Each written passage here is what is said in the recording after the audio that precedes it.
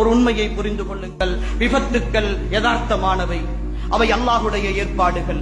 ஆனால் அந்த விபத்துக்களை நானாக என்னுடைய கடுமையான வேகத்தால் வீதி சட்ட திட்டங்களை மீறி நான் என்னுடைய மோசமான நடத்தைகளால் அந்த விபத்தை நான் சம்பாதித்துக் கொண்டால் நான் தற்கொலை செய்து கொள்கிறேன்.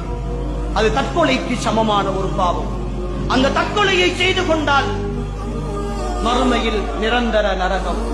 இன்னும் ஒரு பக்கம் என்னுடைய வேகத்தினால், என்னுடைய மோசமான பயணத்தினால், என்னுடைய அரைகுறை பழக்கத்தினால் இன்னும் ஒருவருடைய வாழ்க்கையை நான் பாழாக்கினால், இன்னும் ஒருவருடைய கால்கையை நான் உடைத்தால், இன்னும் ஒருவருடைய வாகனத்தை சேதப்படுத்தினால், ஏன் இன்னும் ஒரு படி மேலே சென்று ஒருவரை நான் கொலை செய்து விட்டால் அது கொலை. அவர் நான் கொண்டு போய் விட்டு அந்த விபத்தில் அவர் மரணித்து போனால் ஒரு கொலைகாரனாக மாறிப்போம்.